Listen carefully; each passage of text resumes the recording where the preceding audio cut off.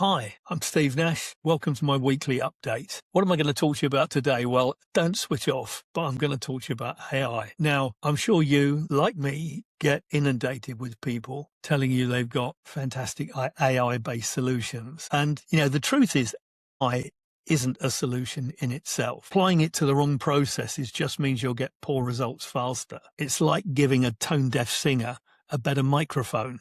It is a great technical solution applied in the wrong way. Or, as they say, you don't want to be, to use that old term that people use sometimes when you see a sports person, sort of a person playing sport and fully dressed up, that term, all the gear and no idea, you don't want to be in that situation. I think, and I'll credit this quote to Mike Allen, who mentioned this on his Substack. Mike Allen is somebody known within the industry as an investor, board advisor, finance expert. And I don't even know whether Mike lifted this from somewhere else, but I just like the words because they're very apposite. The question isn't where can we use AI? It's if we were building this business today, how many of these processes and roles would exist? So well done, Mike, if they're your own words, but whatever, I think that hits the nail right on the head. The thing is that AI is not really what, I want to talk about. It's the solutions that are important. How do you actually build a better business? And AI AI comes to the party once you've defined that. And I think the biggest thing, look, I'll put my cards on the table. I am and always have been a very strong advocate of dealers. I think the best results are always achieved when you get a manufacturer and a dealer body that both have skin in the game and work together to get, collectively a great result. And I've seen that.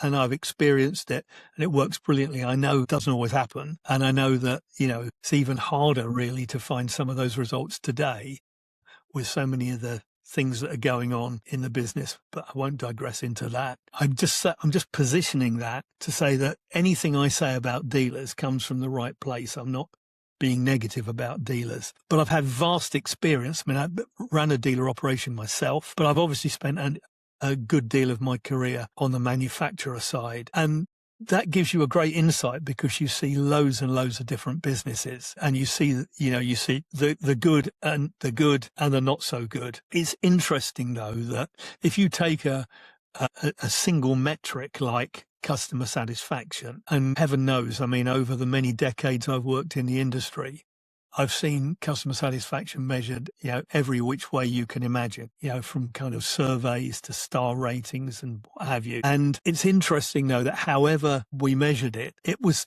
the same bunch of dealers that always seemed to come out at the top. And so what made them different? Well, they were great businesses. They were innovative. They didn't wait to be, they didn't wait for other people to tell them how they could find better ways to do things.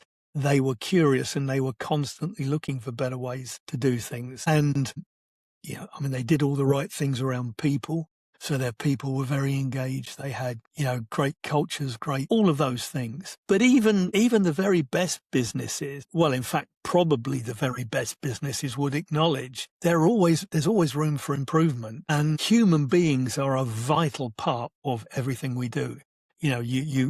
They are your biggest and most expensive asset, but they're also vital. Having said that, though, human beings aren't great at everything, particularly where you want to apply relentless consistency, because human beings just aren't like that. They have good days and bad days. They go off sick. They have holidays. They have a chat at the coffee machine and whatever. It's just basic human behavior. I'll give you an example. I had a lot of different areas that reported to me at BMW, ones that you wouldn't normally associate with being an after-sales director, import centers, training academy. And one of them was all of the inbound and outbound call centers. And the team that used to look after that were excellently run by a guy that reported to me. And one of the things that we used to do with the agreement of the dealers. So this was discussed at dealer council and agreed. Well, it was acknowledged that following up sales inquiries was not being done well by the network in general. So we took that job on their behalf. So whenever somebody was making an inquiry and expressed an interest in a product, our team would follow that up.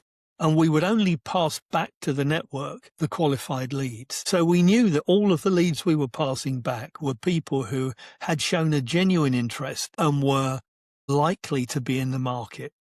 All we required the dealers to do was to follow those leads up and let us know what they'd done with them. Well, a startlingly high proportion of those leads would come back to us saying no longer interested. So we would follow them back up, only to be told that they'd never heard from anybody. Now that is a rather shocking thing to have to admit, isn't it? And this was with, a good dealer network, a very good dealer network, but it's the human element again. It's this, salesman too busy doing something else, to get involved in following these leads up. I don't know. It's an example of something that could be done better, quite clearly. And in my experience, that the AI-based solutions that I've seen, where I've been really impressed. I mean, there are some that I look at and think, well, that's a solution looking for a problem. But where it coincides with my experience of decades of working with dealers, a bell sort of rings. And one of the things that I have seen and witnessed firsthand is how good for want of a better term, the sort of call center type capability, AI-based call center capabilities can be. So you could take something like those sales inquiry follow-ups and you could automate a lot of that. Because I've listened to an AI-based call center where you would absolutely struggle to know that you weren't talking to a human being, even when the customer goes off piste a bit and starts talking about stuff that is completely aside from what the call was meant to be about. They're getting proper, reasoned and sensible responses. So I think that, those are areas where I think there's a real opportunity to look and say, where do we not do these things consistently well, whether it's sales prospect follow-up, after sales inquiries, and of course, another organization I've looked at has a solution based around after sales follow-up, following up lapsed customers, following up, service due reminders, following up, red and amber work that's come out of electronic vehicle health checks, all stuff that is done to very varying degrees by dealers. Some do it pretty well, some don't do it particularly well at all. But a lot of that could be dealt with an AI-based solution that would give, because AI doesn't go on holiday, it doesn't go to the coffee machine, it doesn't take days off sick. It's just there 24/7, 365 days a year. And you set the parameters and it can deliver them. And I've seen those solutions deliver quantum improvements in business results. So I'm not making this up. These are real solutions I've seen applied.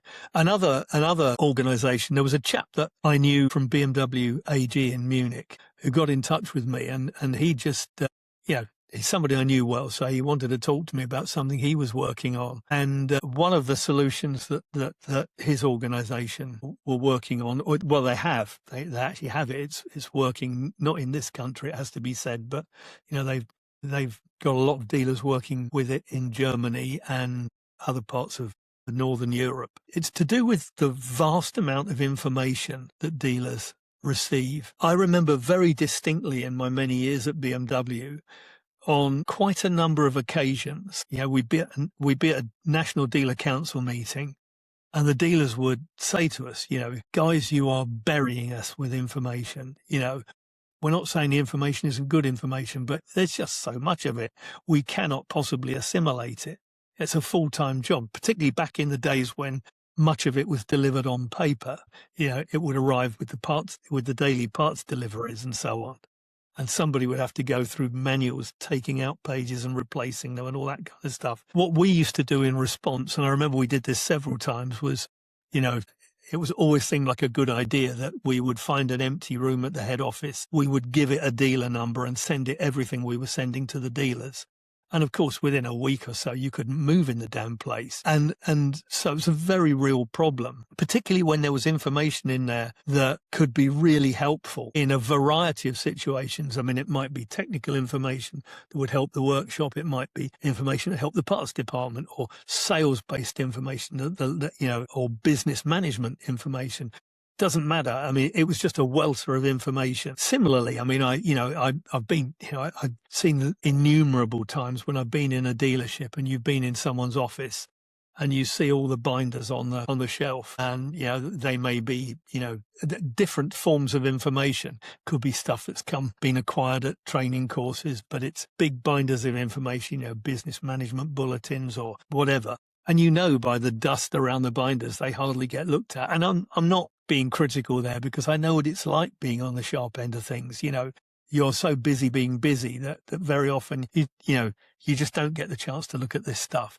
The point is that what AI is capable of doing and what these guys are offering is a solution that just assimilates all that information that comes in from whatever source and can store it and sort it in such a way that, most of the time, you only need information when you need it, don't you? So if you use the example of a technician working on a car and they find a problem, which to them is a novel problem because they've not come across it before, rather than going searching for information, if they could just go into a system, as they can with this, and say, this is the problem, what do you know? And the system says, oh, well, actually, I've got this information here. And it does more than just show them the technical bulletin. It's intelligent enough to say, you're going to need this wiring diagram, you're going to need to use these special tools or whatever. So it takes information from different sources, puts it all together, so it actually gives you a better answer than you would have got with the bulletin that came from the manufacturer. And I believe, well, I don't believe, I damn well know, because God knows I did that side of things long enough. That is a game changer in terms of efficiency and effectiveness at the sharp end. And as I say, that's not just, I've used the technical example, but it works across the entire business. The other, something else, which, this is very recent. I was contacted by a young engineer and a robotics engineer, as it happens, and he wanted to pick my brain about the automotive business and in particular the dealer side of things. And this is genuine. I haven't seen it yet, but it is genuine. I mean, I've seen the credentials. I've checked it out. They are developing robots. I mean, not full humanoid robots. They're sort of wheeled machines, but they do have arms that can undertake a number of workshop operations. I mean, they're quite confident. They confidently state that these machines could undertake some basic servicing. Often working with a technician, but quite often working independently of a technician, and a number of workshop processes that are inefficient or could be made slicker. Getting parts from the parts counter, locating and finding the right special tools and putting together everything that's needed to do a job. But they're building up more and more actual functions on the car that these machines could do. They swear that I mean, the key questions were, that they became aware from their research. They saw a lot of the IMI research actually around the number of vacancies in the industry and the particular shortage of technicians. And I know that the number of vacancies, the total number of vacancies, is flattered somewhat. It stood at about 24,000 after the pandemic. It's down to about 14,000 now. I'd love to say that's because there's 10,000 people that have been employed, but I know it isn't. I know a lot of that is to do with people who've simply aren't recruiting because of cost. We understand that minimum wages, national health insurance and so on. Totally understandable. But they believe that they could provide, they say that the cost is, and I don't know what the cost is. They say the cost is reasonable. It's a lot cheaper than employing a person. So look, I don't know where that will go, but I'm certainly going to retain an interest in it, and I am going to have a better and closer look at what they're doing. But again, these are the sort of areas where you really could see it's AI based, but that's irrelevant really. It's how it's achieved is not as important as what it achieves, and if it really can do the things that they claim it can do. Look, I mean, taking that example. Back when I was running a dealer operation, the sort of work that used to come through the workshop ranged from the routine, straightforward, repetitive stuff. The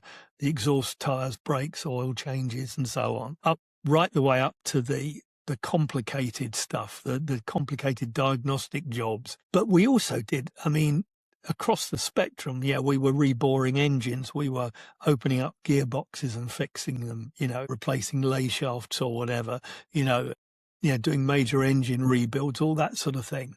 Well, over the years, so much of that work has disappeared, when we stopped rebuilding engines and stripping out gearboxes because the exchange units became so well priced, there was no need to do that anymore. It was cheaper and more effective to just fit a short engine, an exchange short engine, or fit an exchange gearbox or whatever.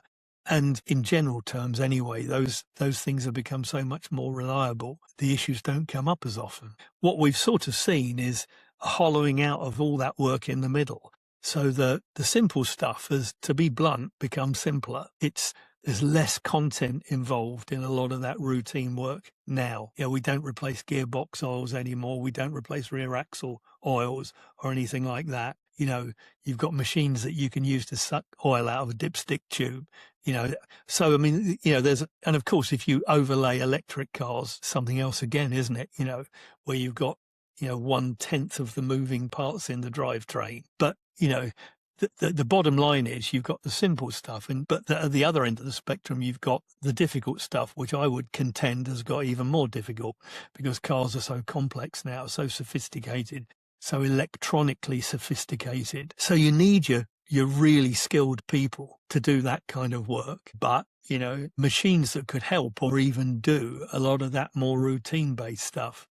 Got to be worth looking at, hasn't it? Got to be worth considering. I'll report back on that when I learn more about it. But it comes back to that fundamental thing that the inconsistency in humans is very often a problem for business. They're great at doing so many things, and you would never want you never want a business without that human interaction. I think it's vital. We should never forget, should we? That look, some people are perfect. Are and will be perfectly happy to do everything remotely, through their phone, a complete transaction to buy a car. But if something goes wrong, they still want to be able to deal with a human, learning how to use the thing. Cars are, you almost need to take an exam to use a new car these days with the amount of systems on it. Having a human that you can talk to who can talk you through that stuff if necessary, do a proper handover and so on. Just the buying process. Whilst, if you're doing a kind of rinse and repeat type approach, where you're buying the same car as you had last time, maybe in a different color with a couple of new bits on it.